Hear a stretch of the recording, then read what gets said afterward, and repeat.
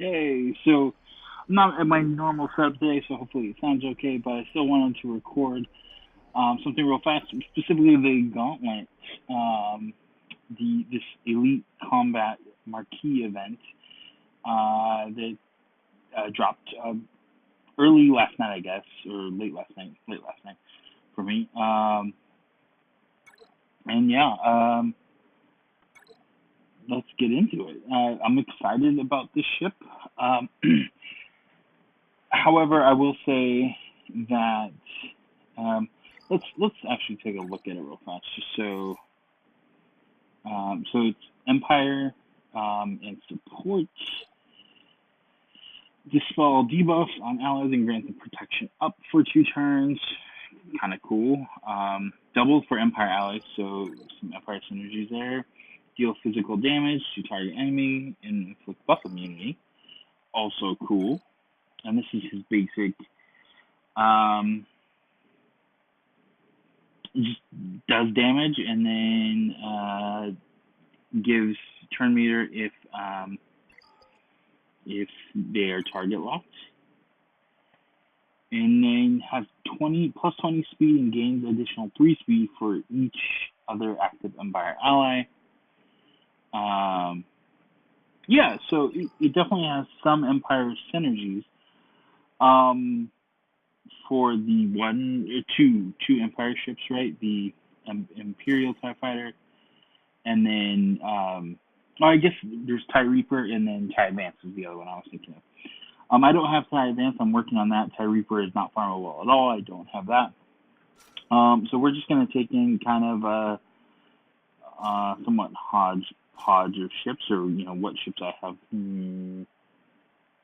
Let's take. Oh, that's resistance pilot. I don't want resistance pilot in there. I thought that was one was big. So I'm going to take in Slave One, and then I'll put Wedge and Jedi Consular on the back end. Typically, I mean, this isn't going to be that hard, is my guess.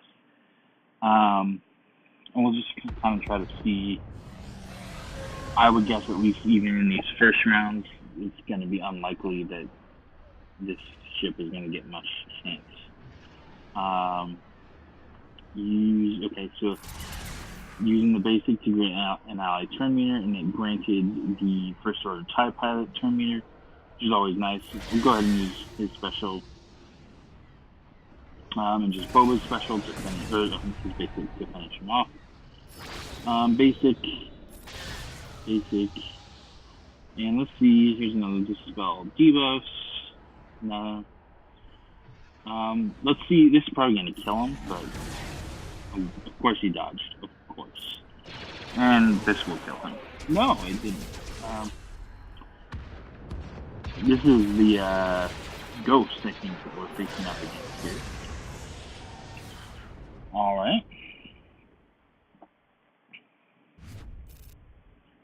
Not bad, and I think that 25 shards actually unlocks it. At 2 stars, and then what we probably will get next, we'll take it to 3 stars. Is my guess. What's always troubling for me with ships is maybe troubling is too strong of a word, but like what's hard is the cadence. Like I know the cadence for characters. Honestly, I haven't really been so we all know. Okay, so before I continue with that, use Invigorate to dispel all allied debuffs and gain protection up. That's kind of cool. It dispels all debuffs. Ooh, interesting. I like that, actually. I didn't realize it was on everyone. So... Yeah, so... Because the cadence is so... slow, or we really just don't know a lot about it. It makes it difficult to want to invest in ships because we just don't know when we're gonna actually be able to farm it. And while I could use a 4-star ship right now, when eventually I'll need it at 5 stars and beyond, and just knowing that that's gonna happen sometime, but not when. is kind of difficult. I'd be much more inclined to drop $10 or $20 on this ship right now if I knew when we could farm them again. And that's a tough thing that I have kind of come across. So we're getting harder here. I like the dispel all debuffs. Let's go back to that ability actually real fast before we jump into this. So it was this ability, the Gar Saxon ability. Dispel all debuffs on all allies and grant them protection up. That's pretty cool. I don't think we have a full team dispeller. I could be wrong on that. It's not something I've looked at. We're not even getting past the first team, so yeah, I don't even have a 5-star Tarkin. That's kind of cool.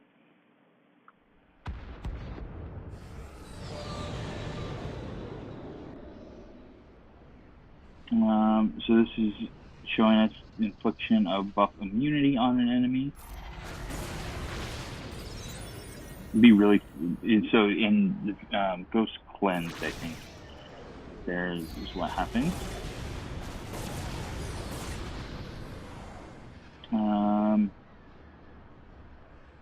So let's do this. Let's cleanse Biggs, and then Wedge. Oh, wow, Wedge is dominating. That's kind of funny. Let's see if we can get target lock on a couple. No, that didn't hit. Let's just quickly kill him. Okay. Alright, so we'll just get rid of this one guy now that the others have protection up. That's not fun. That is really nice, that turn meter gain for sure.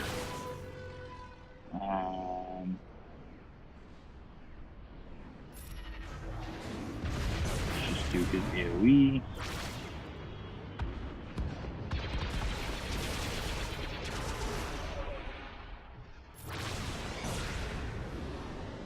Kill off resistor, Wedge, the other Wedge. Okay. And this is. Oh, these ships at these kind of higher levels are a little bit tougher than I'm used to, for sure. I definitely like the Gauntlet. I really wish that, like I said, I really wish that I knew when it would be farmable, because then if I knew that it was going to be farmable kind of at the same character cadence, I think I definitely would get it. It's just not knowing makes it tough. Makes it tough to want to invest and just not know like what that timeline could be, or like what it could look like. You know, is it going to be 3 months it's available? Is it? I think Tide Advance could be. Gives speed to and gives defense balance. Thank you. Which one does buff immunity? This one. Where's Biggs? There's Biggs. Oh, there's 2 Biggs. Okay. Well, oh, and it didn't land. Of course it didn't. Jeez.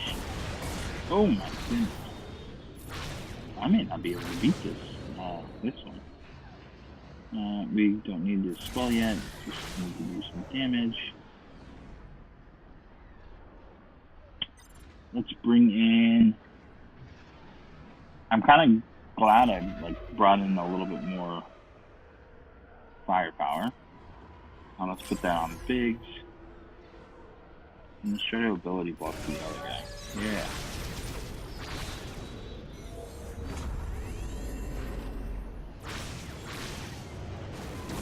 We can Akbar clean off the protection. So this is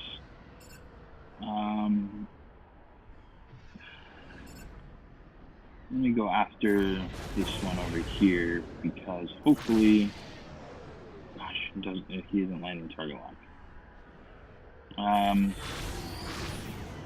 So that'll keep him. Man, I'm not getting a lot of target locks. My guess is this probably has to do with the star levels in comparison to my star levels, or just their ship levels in comparison.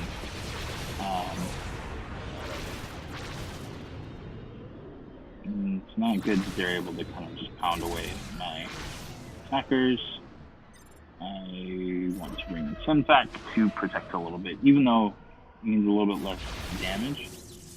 Hey, that should be. What was he resistant target lock.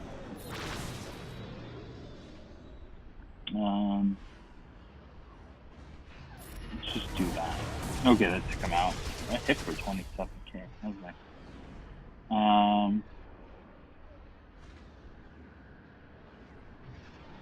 Let's do that. Offense up and plus 35% turn meter. I'll take it. Concussion grenade. Yeah. Looks like we will get this one. I haven't used Tarkin as much just because he's kind of lower level. I'm working on him now and really looking forward to getting him up and kind of,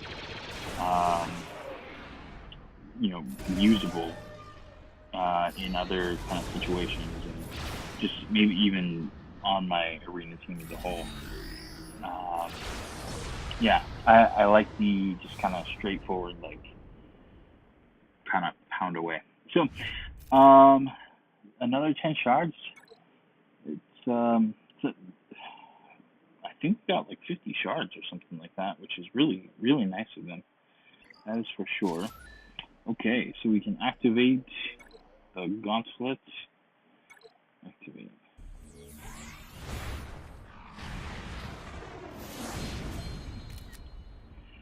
Screenshot that. Cool, and we can actually upgrade him a second time, so this is 3 stars, and I'm guessing that, we'll need at least 5 shards to get him up one more. Again, super tempting. I don't know whether or not I will. Biggest thing for me is that would allow me to do kind of the next phase, but just whether or not it's worth it is always the question. So, anyway, thanks for tuning in. Appreciate it as always, and we will catch you next time.